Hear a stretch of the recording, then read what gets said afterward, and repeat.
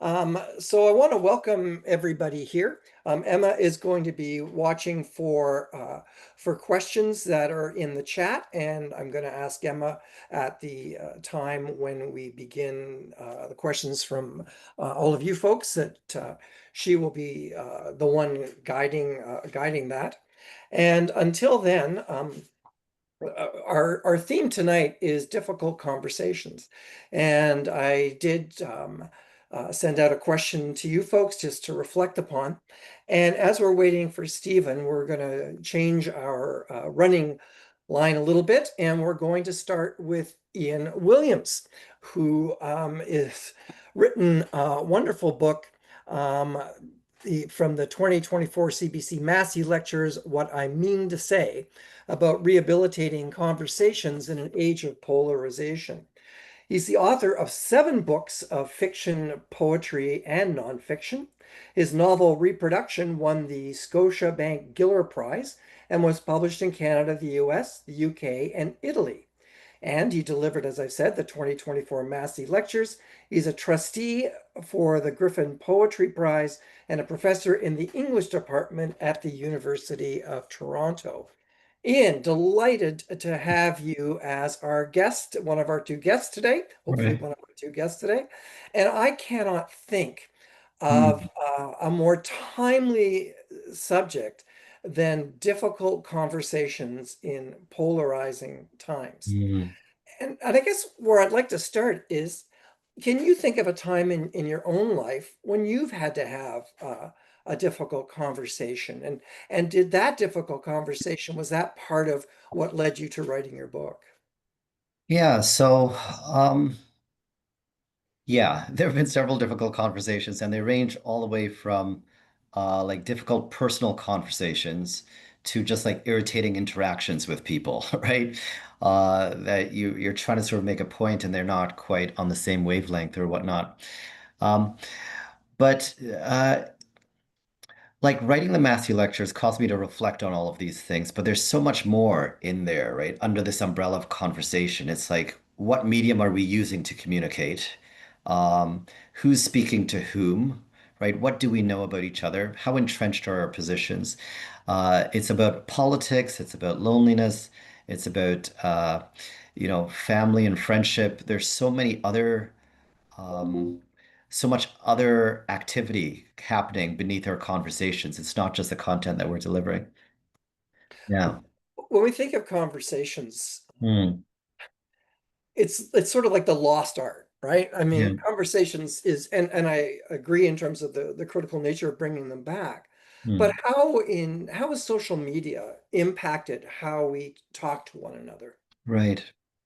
Yeah. I mean, we have not seen a revolution like this in our lifetimes, right? Or in centuries, maybe since the printing press and literacy increased.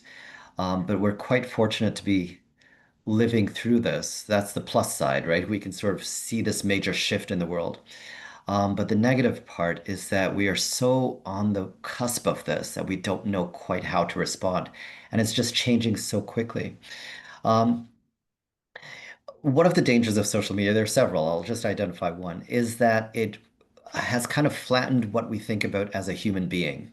So the thing that we interact with, this little screen, this little circle on the screen, is not somebody with history and with parents and who went to high school and likes Coldplay or whatnot. All of that gets scrubbed and erased. And instead, all we have is just this very two-dimensional, literally two-dimensional uh, face and a flattened kind of person behind it. So it's so easy when we're dealing with these kind of caricatures of a human being or these flattened versions of ourselves to be unkind, to be casual, to be flippant, to be cruel, downright cruel, because we're not dealing with people, right? We're dealing with some kind of program. And so, how can we now reintroduce the full dimension of a person into these social media platforms? I feel like the platforms have gone too far already, right? And they've become something that is out of control, and we've lost that horse is, out of the stable. Um, yeah, but I wish we would not forget that behind these comments that are typed are actually human beings with history. Do you feel part of the issue with social media is anonymity, Mm. right? Yeah, Like right now, you and I are having a conversation, yeah, we can see each other. But if it's a post on social media, right, then I can just, I don't know that person. As you said, there's right. no history. So how has this anonymity Yeah. been destructive? I mean, that I know it's a loaded Mm. question because I think it has Mm. been, but Mm. in your view, what has that done to sort of how we have conversations? Right. Well, the anonymity protects that person, right, from discovery, from attack. And so, in one way, what this rise in social media has produced is a true portrait of our hearts, right? The things that we really think and feel and want to say, and have finally able to say without cost. And so, I mean, that information about how mean or wretched or depraved or whatever we are, I think that's valuable to know about what's going on in our culture. Um, the other side of that, though, means that we can be more extreme than we would ordinarily be. We don't need to test and say, like, I shouldn't say that, or I don't want to say. We can just kind of have this kind of like knee-jerk kind of impulse to say whatever flashes across our minds. So there isn't this kind of discipline anymore, and there isn't this kind of like respect for who I'm speaking to, or accountability. And all of those things left unchecked will just become disastrous, right? In a sense, like, are the people online, are they anonymous or are they performing a really extreme version of themselves, another kind of role? So anonymous is one thing, and then masked is another thing. So when they put on these masks, they become some other hyped up version of themselves. To reveal their thoughts. And I think the scary thing for me is that people believe the things they're saying, and we finally have access into the hearts of people, and that's terrifying. So do you believe then that Mm, social media is revealing people's true mm, nature, or social media is creating mm, a different part of human nature and mm. re- a- and creating it, and that's what we're experiencing on the Yeah. different platforms?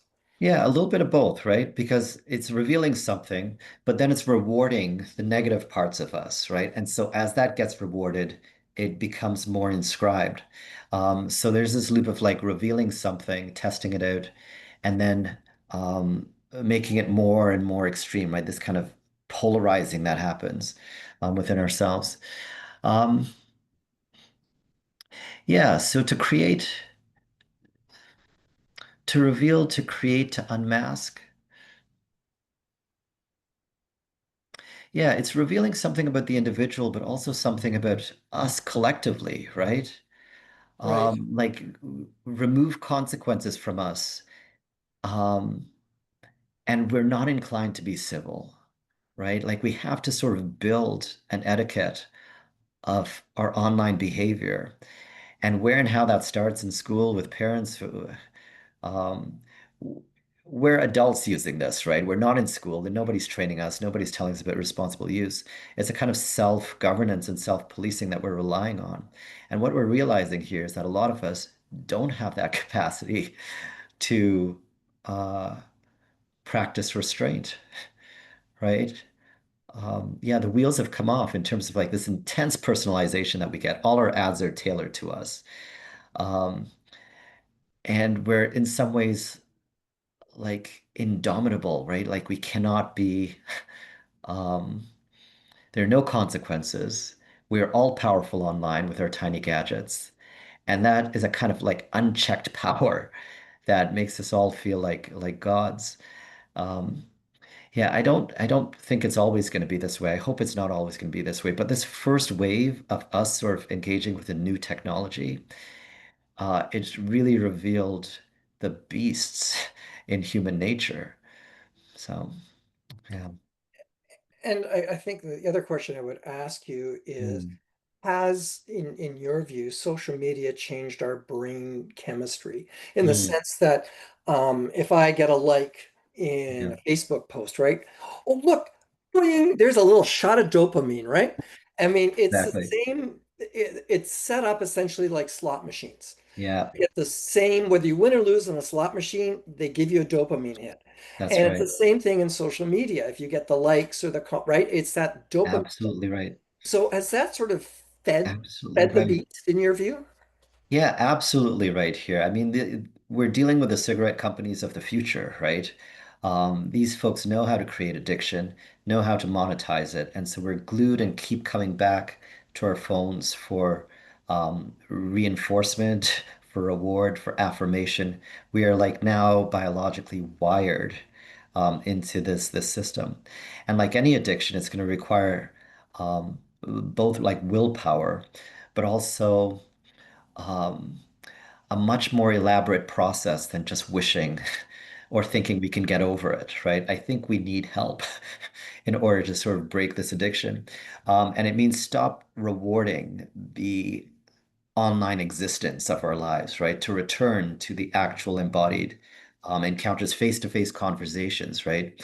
To reward that rather than um, yeah, I mean, for the addiction, for us to sort of surrender an addiction, it either has to be like so destructive that we're losing everything we have, right? If you've known anybody in that situation, we're losing, Yeah. and we're gonna hit. They talk about hitting rock bottom, and I think some of us are pretty close to rock bottom on social media, right? We need it, and it's bringing out the worst in us, and we're ostracizing others from our company. And the other thing, the other way to leave it is that there must be some attraction so wonderful and desirable beyond the realms of our phones and computers that we wish to invest in the human again, in art, in going out to show, into all of these things that we had before this digital revolution. I'm by no means an old man, right? And I don't mean to like romanticize the time in the, in the 90s or the 80s or whatever. Um, but I think we're fortunate to have known a time before this one. And if we can protect those things, right? Protect what it means to go to a library or a museum, or someone before was talking about the botanical gardens, right? To have experiences in the real world, to preserve those things and encourage those things. I mean, that's a kind of antidote to the kind of cheap thrill of dopamine from a like. One of our great challenges now is Mm, that is polarities. mm, That it's not just that you're wrong, yeah. it's that you are so wrong you are verging on evil, right? I mean, we've we've we've moved into that place. Oh, Um, we before the broadcast, you and I were talking about if I was in a conversation with mm, someone who was anti-vaccine, which right. just um, Yeah. sends me crazy because of increased measles, my fear of seeing things like polio come back. And I Right. lived in a country in West Africa where I saw polio was still alive, and Mm. well, you don't want that. It's Right. terrifying. And Right. so when we have like such, and we saw that during COVID, right? I mean, Yep. people would say they did their research. Yeah. And so, you don't know because I've done my research and Yeah. families were split. I actually did a workshop in my last congregation on how to get through Christmas during Yeah. COVID when you had split families, right? And so, Right. how is it that we find a way to Mm. bridge these, uh, to find a way to converse when we think not only that the other person is wrong, Mm. but really, really, really wrong? Right. Right. Oh, you've hit something, you've like identified um the rub, right? You've identified the big problem here. Um, and so we're beyond these mild disagreements of just point of view and perspective. Like our heels are dug in so deeply in our positions that it seems almost impossible to move people. So a few thoughts on this. Um, The first is to remember that the people we're conversing with here are not stupid people, right? These people in our family with the COVID vaccine and folks who, they're like maybe overly conscientious and whatnot, and we have a background with them. They're okay people. They're not. It's easy to sort of make the enemy into an idiot, right? To think like they are wrong because they are stupid and they don't know and all of that. But in fact, these people have spent a great amount of time like reading and like sort of forming their position and all of that. It's not for a lack of like mental apparatus. Which leads me to the second thing. So to remember that they're not stupid. Um, but the second thing is where are they getting their information from, right? And it shows a kind of like narrowing, a narrowness of source, right? So what these disagreements identify for me is A, I am getting my information from somewhere, and they are getting their information from somewhere else. And using, let's say, equal powers of reasoning, we're being pulled further apart from each other instead of closer together. So, and I'll give you a third complication to this. And the third complication is I am finding more and more that fact and truth even is not having the power that I thought that it used to, right? So you can present someone with an article, you can present them with a study or whatever sources they believe, and it's still not enough to change their opinion. And so the um, the scary thing for me is like if the truth isn't enough, if a fact isn't enough to have someone realize that they were wrong, what is going on here?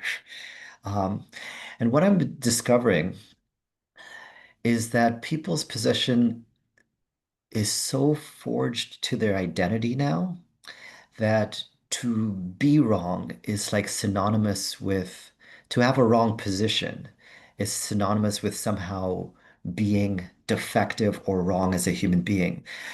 20 years ago, we could say, I had a bad idea, right? But I'm still a decent person, right? I'm still okay. But now there's this kind of uh, like overlap or perfect congruence between what we think and what we believe and who we are. And so to shake someone's like political beliefs or shake their things about vaccines or whatever, um, it's like a thread or a cloth that comes unraveling. So um, what I do, I hope to protect the identity and the dignity and the respect and all of those things of somebody, right? To say like, okay, this is compartmentalize this thing, almost like treating a cancer, right? This thing that you're believing right now about vaccines or whatever is not you, right? Like I know other things that we agree on and we're good with, but this little cancer that you have here, we disagree with it, right? I still like care about you and whatnot, but this thing here, we need to address. And as just as cancer is persistent, we can't solve these things in single arguments. The days of debate club and things like that's gone, right? 20 minutes and you work it out and the winner takes all. No, I'm finding like a steady dose of radiation against these really corrupt and pernicious beliefs these days is what does the trick, right? A steady course of chemo. So I see you now for 5 minutes. I see you in 2 weeks. I see you in a month, and I'm staying on message, right?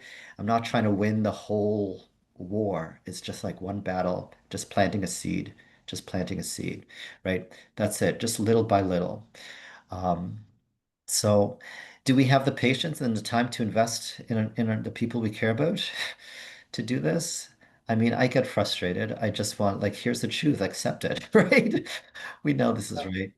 Um, but we're being called on to be, pardon this, Christopher, but almost like heroic in a different way these days, right? This is a real test on the patience of people, and our ability to reason persistently with people instead of cutting them off, right? To cut off is what we do online, right? We block, we no longer engage with people. But in the real world, can I stay in that space of discomfort with people, even if they don't seem to be coming around, and just stay there and care for them, even when I disagree with them, right? So it's requiring something extraordinary of us. We may never change other people, but maybe we're becoming stronger as a result of like these sharp disagreements, more open and more tolerant and kinder and all of those things. This is what I want to believe, Christopher. Yeah. One of the concerns that I have had, and I'd be interested in your views on this, Hmm. is social cohesion. Mm. I'm very concerned about social cohesion. Oh, yeah. And at the same time, um, social media reinforces the individual.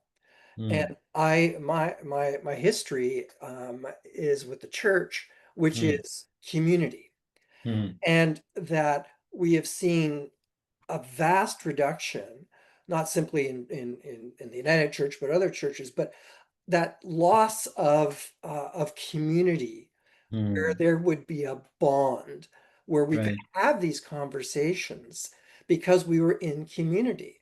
So I know, Ian, you and I are in a community together, Mm. so I see you regularly. Mm. So, you and I may have a disagreement about an Right. issue, but I know you, right? So we're Yeah. part of a wider community, and the community knows us, Mm. and the community knows our pet peeves that we Mm. go on about, and we have that sense there. But Mm. but my fear around social disruption Mm. is the loss of community, the Yeah. replacement of isolation, which we Yeah. see, and loneliness. So, in what way do you think the loss of community has impacted our inability to speak to one another? It's a good point. It's a good point you're making there, right? Because what are the communities that are left for us, right? Like as we enter, so you've got your workplace maybe, and when you retire, that's no longer there. You've got family, extended family, and a pool of friends around maybe some activities or some like long history or what have you. But in terms of communities that we joined, yeah. So can I ask like the sort of unraveling of church communities, was this before COVID or was this probably exacerbated by COVID? No? Well, it's been going on for decades, Yeah. and it has. I think what COVID, and the folks can obviously jump in the chat.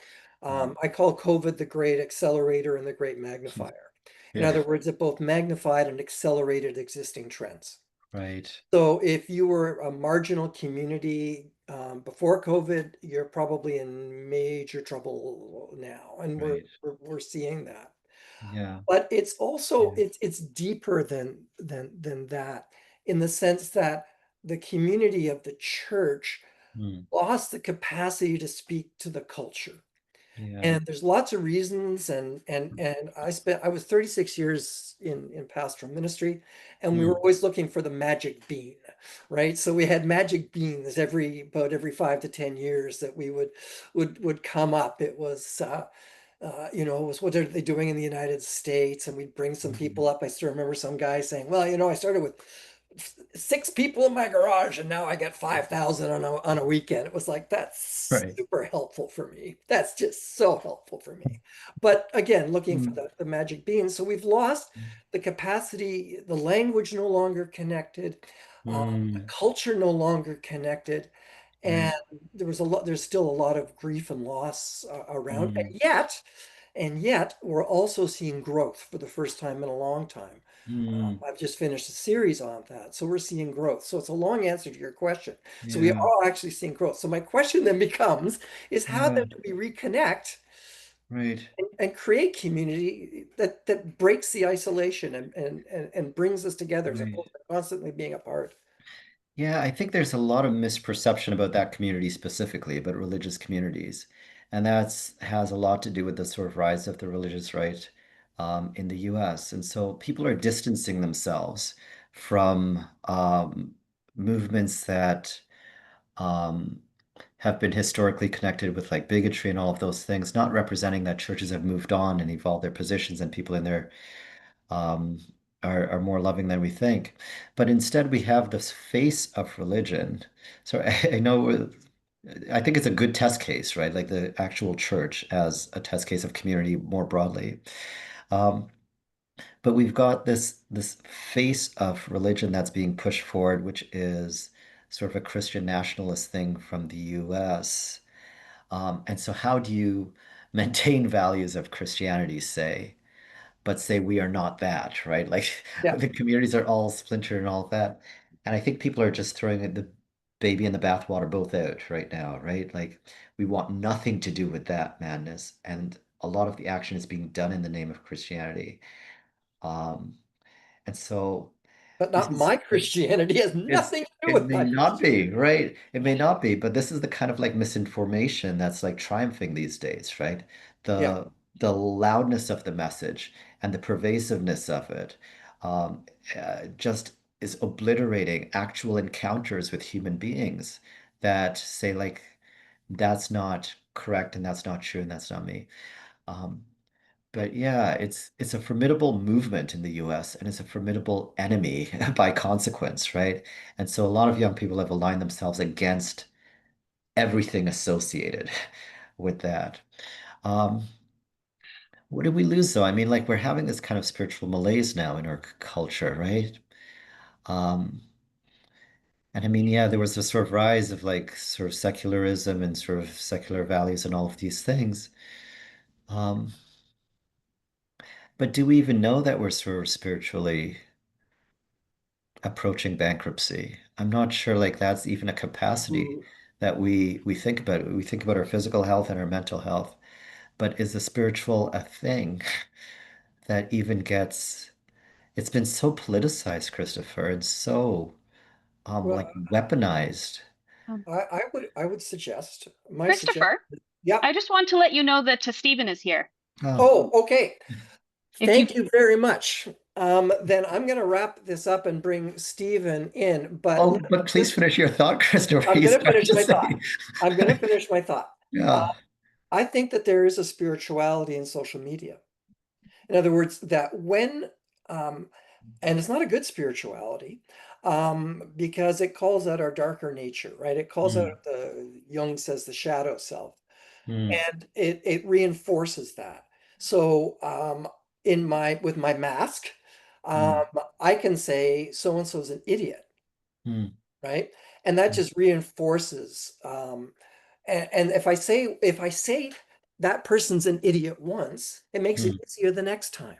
Right, right, And then I can say they're an bleeping idiot. right, Or I can get, and then I get more aggressive because it feeds right, it. It feeds the beast. right, So right, I think right. there is a spiritual element that Mm, is part of social media. And in mm, terms of the connection with our own spirituality, I would suggest that you use the word spiritually like bankrupt or spiritually, there's a spiritual malaise. I would agree. But part of how we dig out of this hole is that understanding that we are, there's the physicality of us, there's our mentality, but there's also spirit. We're also mm. spiritual beings. Yeah, That there is a spirituality interesting. that's part of this, and I think Yeah, we I need think to. That's part of Stephen's how going to we have get some things to better. say about sort of like the Sure. legitimate and real sort of evils done by churches and religions, right, against communities. So pitting Oh communities yeah, against each other. And I mean, that's real and should be acknowledged too. 100%. Um, so yeah. All right, I'll let you move on. That's okay. I have to say, Ian, that I'm really enjoying this conversation. Mm. And Stephen, thank you for joining us. I'm glad that you're here and you're in Vancouver. Yeah, Christopher, thank you for hosting me. I'm in Vancouver. It's quite hot here. Today, Well, very, very, very hot. Summer things. yes. Well, my Mm. youngest daughter lives in Vancouver. I was just there a few weeks ago. So let me share your first of all, welcome, and I'm glad you were able to join us. And actually, my last conversation with Ian ties into your own experience, and I think will be very helpful in our conversation. And I'm just checking our time here. All right. So, folks, I just want to introduce Stephen. So, and Stephen, the correct pronunciation of your last name is Kabuye. Kabuye. So, Steven Kabuye is a 27-year-old game man hailing from Uganda, currently in Canada. And he is the co-founder and co-executive director of Colored Voices Media Foundation. Colored Voices Media Foundation is a queer-led organization that ensures that queer voices are equitably heard and represented through media and art. They work to inspire the growth of a strong, unified LGBTQ youth movement, promote economic self-subsistence among those youth, and create a sense of humanity, compassion, leadership, and belonging. Steven, thank you for this. And those were sort of the things that we've just been talking about, is that sense of belonging and connection, but also faith and Christianity. And your experience in Uganda uh, of Christianity and how it impacted government policy was something that led to a very violent attack on you, and that you're very fortunate to be alive. Could you talk to us a bit about that? Yeah, I would say, let me introduce myself. For those that didn't hear Christopher well, hi guys, I'm Steven Kabuye. Yeah, I'm a Ugandan by birth. I would say today I sit with you here as a Canadian, not by choice, but because of the incidents that happened to me early last year, that is January 2024, which came to me not by surprise, because it had been a long period with me receiving death threats, not because of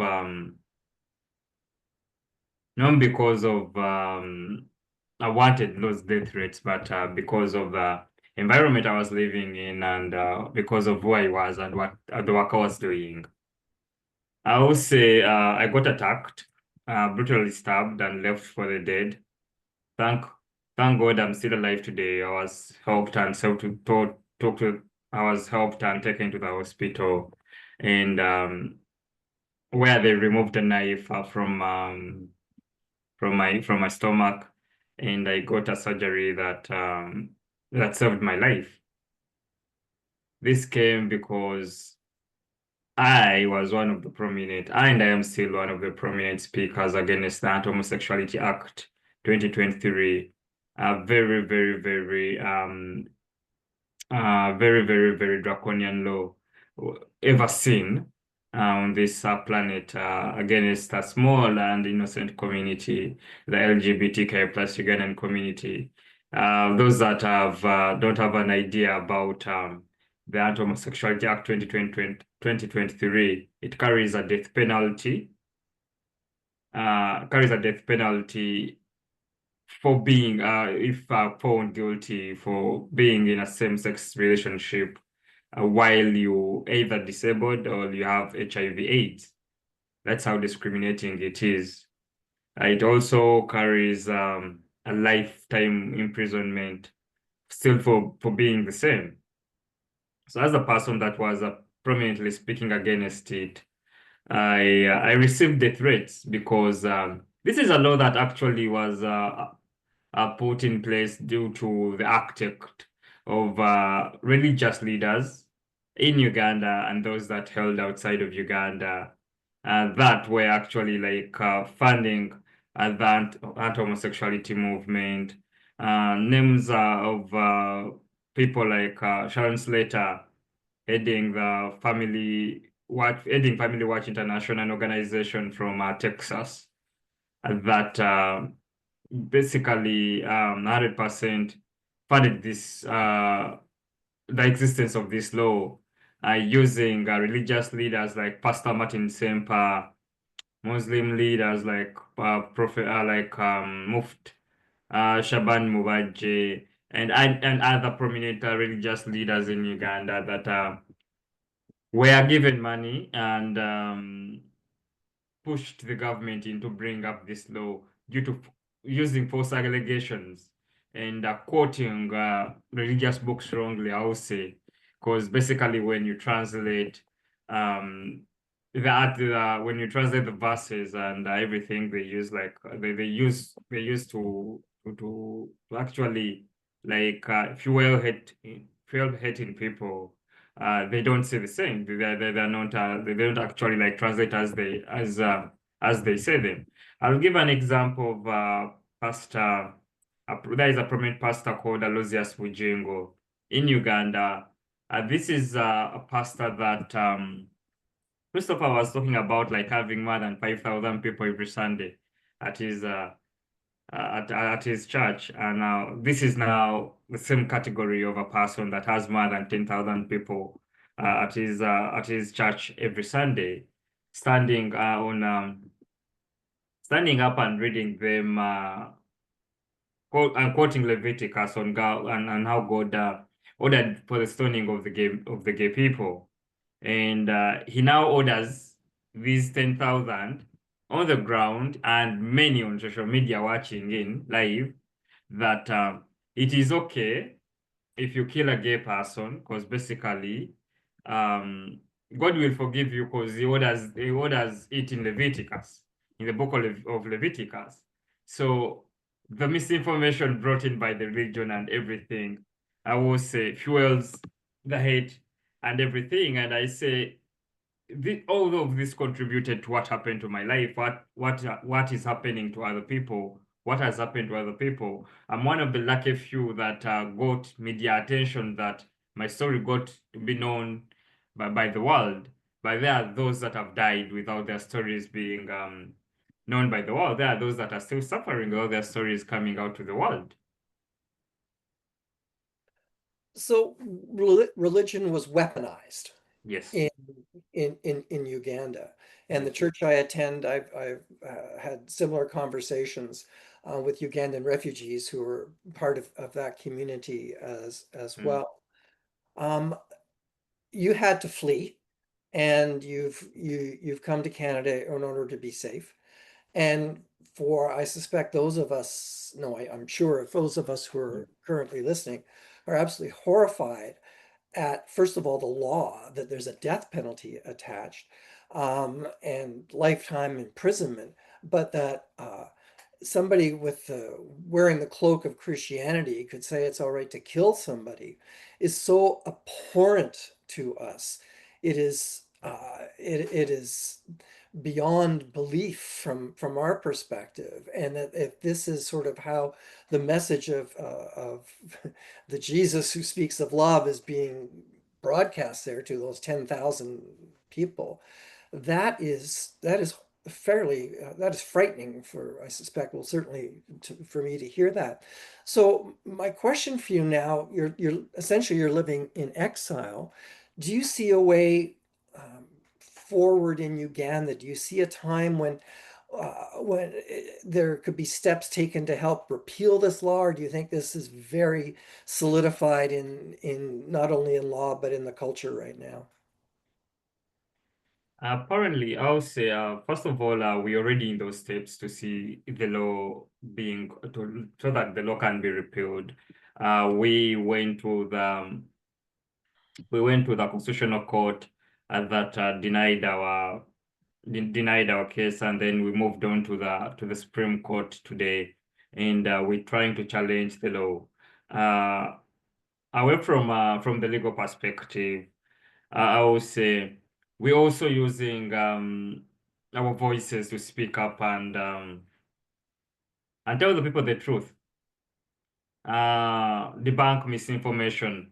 If someone wakes up in the morning and says the Bible says this, and we can actually like use our voices to tell you, actually this verse, even though it feels like this, but it doesn't mean stone. These are laws that were being given to the people many years ago. Today we have social media. The world has changed. The world has moved gradually. So we cannot rely on such laws.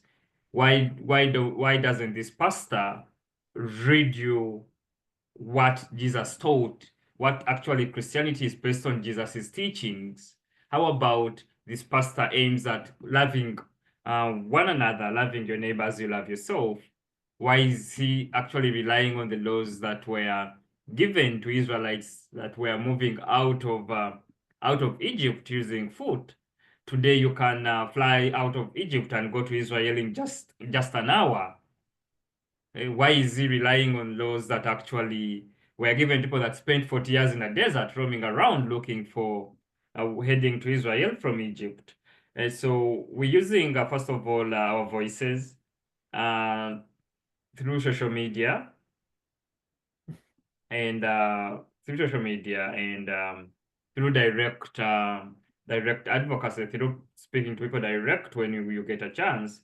And then we're also using other means like empowering ourselves with skills. if the president of Uganda is saying that gays are prostitutes and they don't want to work, we are showing him today that we actually can work, and if the law says we cannot be employed, then we're starting up our own projects that can help us employ ourselves. If the law says we cannot go to school, then we're teaching ourselves handy skills that can actually like favor us in one way or the other. We're helping in building, we are helping in making clothing, we are helping in making a lot of things, so that the people can know that we actually not that, So in one way or the other, this helps us like change the people's perspective towards the gay people in the country. Are you getting, has the government of Canada provided you and your organization with support? Are they speaking out against these laws in Uganda? The government of Canada hasn't supported my organization, but I will say at least they've tried. They're speaking out. Different political leaders are speaking out.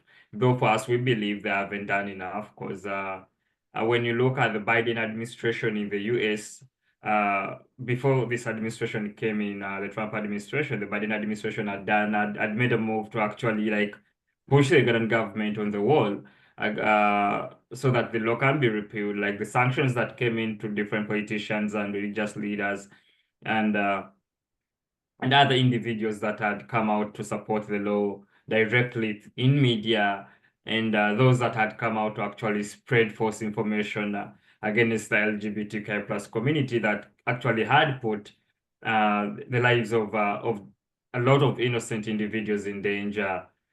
So for that had actually instilled a little bit of fear in people, though when the Trump administration came in, it all went back to minus numbers.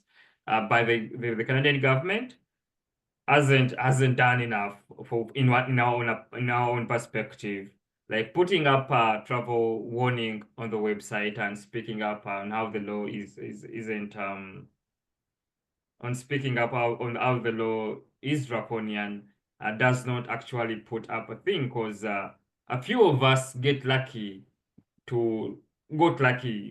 I'll say a few of us got lucky to actually be given amnesty in Canada, but thousands and thousands are still in refugee camps in Kenya, refugee camps in South Sudan.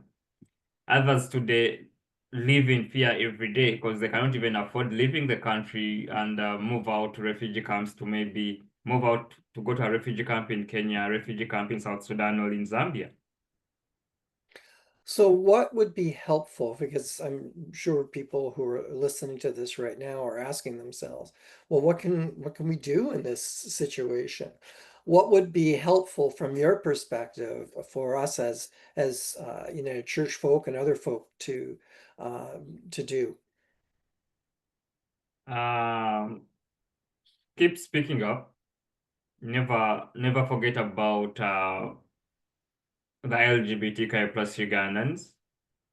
Every chance we get, let us inform people that in a certain country in Africa, in the east of Africa, there is a law that actually doesn't allow people of a certain sexual orientation to attend school, have work, have shelter, and to make it worse, when arrested and found guilty, these individuals either face life in prison or a death penalty. And when it comes to children under the age of 18 years, when found guilty, they are forced to actually go under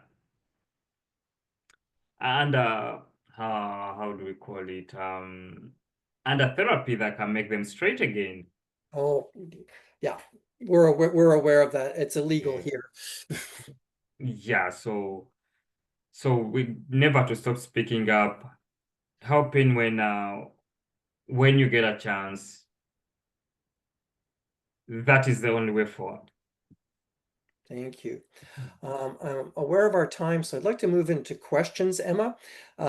Questions for Steven and Ian. And Steven, thank you so much for coming on and sharing sharing your story. It's a very sobering story, I think, for all of us who are hearing this. And so questions for both Steven and also for Ian. And Emma, what questions do we have today? Most of what we've had is some conversation, back and forth about the topics that have come up so far. I'm not sure if there's a possibility for conversation between Ian and Steven, on some topics, but mostly been Mostly been conversation. All right. Well, then I'm going to bring Ian and Steven in together. And so what I'd like the two of you to, so Steven, Ian and I have been talking about how is it that we cross polarities?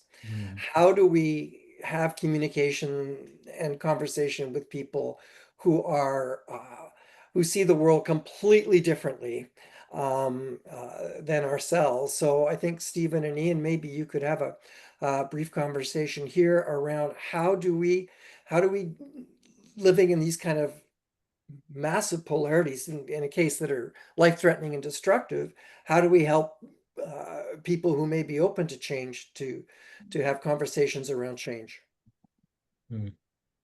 So I'll start with that. In my own, I'll talk about it in my own perspective, in my own experience. As an individual, as an activist, who has worked in a country that is actually like very, very, very, very conservative and very dangerous to my work, I would say. I've worked in a country, dealt with people where you can wake up in the morning and make a tweet, and on that tweet you receive 100 comments, and 98% of them are wishing you death. So I would say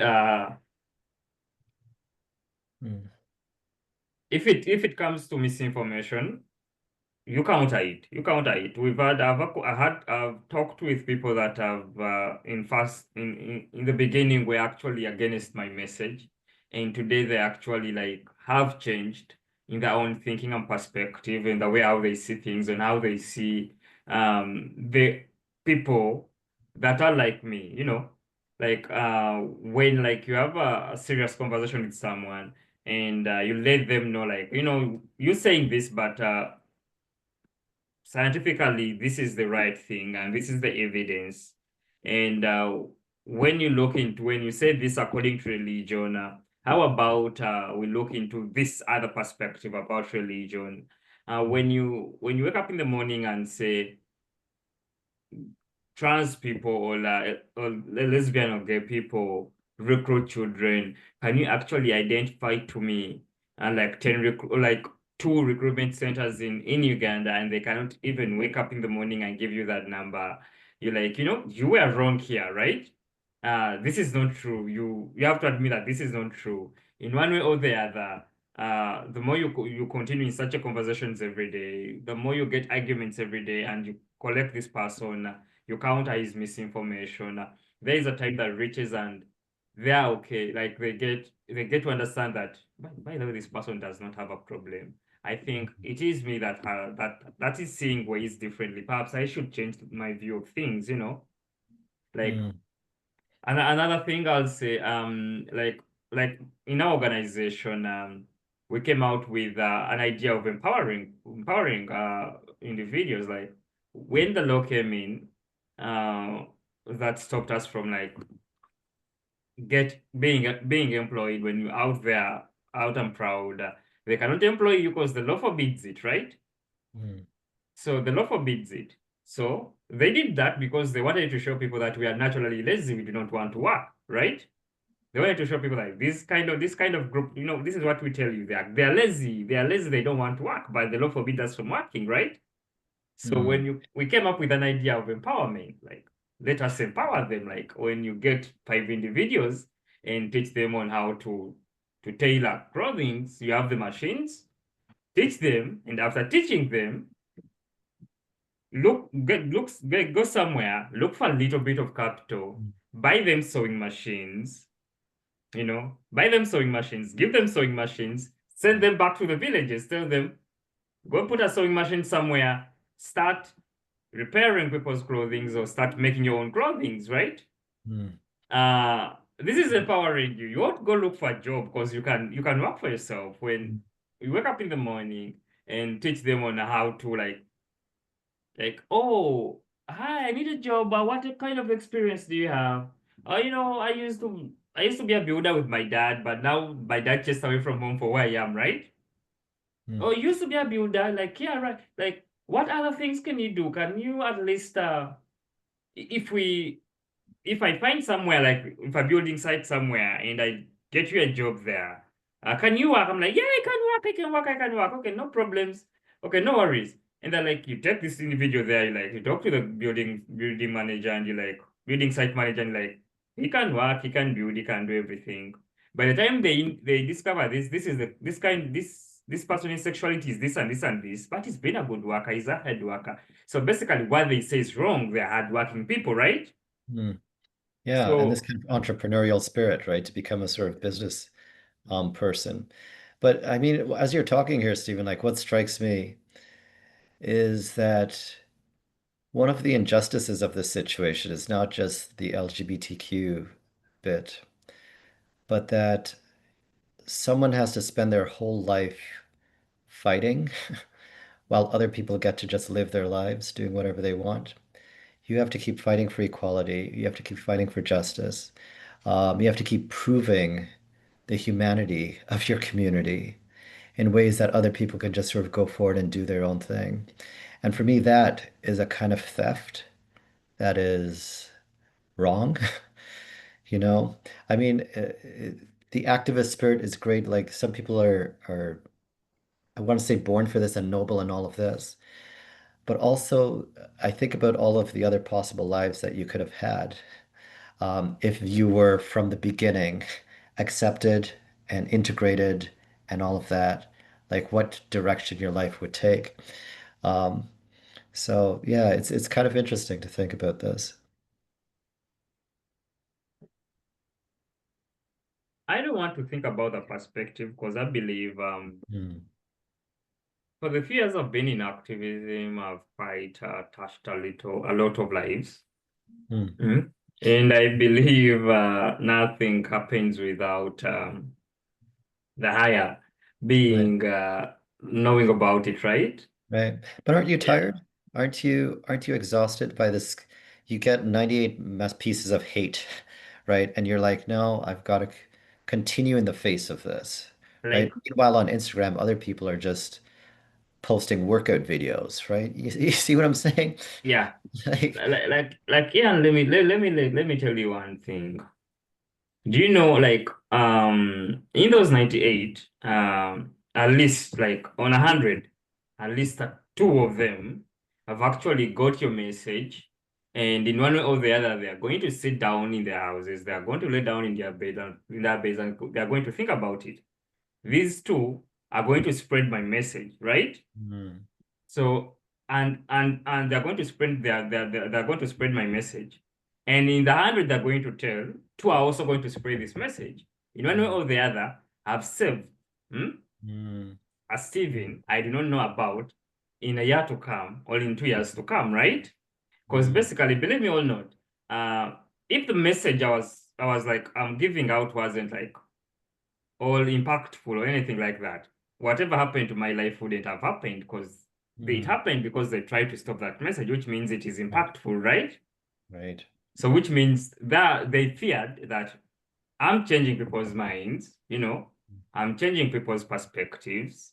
Mm, As Steven that one day woke up without a social media following, with only woke up and opened up an X account, today has a number of followers that are more than 5,000 going up on Instagram, on X, on Facebook. which means my message is what? It's changing lives. Today Well, I'm like sitting here talking to more than 50 people about this, which means it's impacting lives. So got I'll it. Yeah, I say, like your attitude, right? I appreciate the attitude. Um, yeah, I still feel like it is a hard thing to have to carry for your whole life. You're 27 now, right? yeah. I'm not double your age, but I'm sorry. But to have to carry this for your whole life when kids your age at 27 are going to Coldplay concerts, or whatever, like you're carrying something much heavier than you should have to carry at 27 because of the world that you inherited that's just unjust. And that's where we're going to need to close it off. I think for me, as I've heard both of you today, the importance of ongoing conversations, either face to face or we were talking about the negative sides of social media. Stephen, you are clearly finding the positives in the work that you're doing, and it's important to remember that too. But that there has been, I think, important information that we have shared tonight, and I think it has encouraged all of us to continue and to really work at having good conversations in times of polarity and difficulty, and how conversation can help to overcome that, as Stephen has so eloquently expressed. So I want to thank both Stephen and Ian. I have enjoyed your presence immensely, and to thank everybody who has been part of our broadcast. And I do owe an apology. I always start with a land acknowledgement, and I neglected to do that. So I want to finish off as my second last point with that.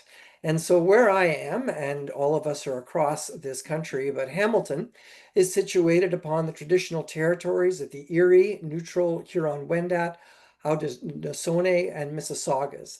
This land is covered by the Dish with One Spoon Wampum Belt Covenant, which was an agreement between the Haudenosaunee and Anishinaabeg to share and care for the resources around the Great Lakes.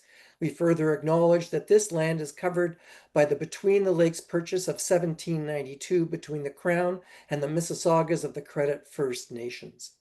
Today, Hamilton is home to many Indigenous people from across Turtle Island, North America, and we recognize that we must continue to do more to learn about the rich history of this land so that we can better understand our roles as residents, neighbors, partners, and caretakers. Broadview, the Broadview Reading Club, which we're relaunching in the fall with a different name and some other changes, is an important part of the Broadview experience, which is not simply the magazine, but our online presence and this. And we encourage and invite you to contribute so that the mission and ministry of Broadview can continue. Like every magazine, we are facing numerous challenges, including the postal strike of last year, which was a great challenge for us. But we're extremely appreciative of the support that we are getting through viewers such as yourself and all sorts of readers and donors. And we encourage you, and I ask you, if you believe in what we did tonight, that you would consider supporting Broadview. So I wish everyone a most blessed and wonderful summer. And again, a thanks to Stephen and Ian. And that's all from me, Christopher White. And we will see you soon.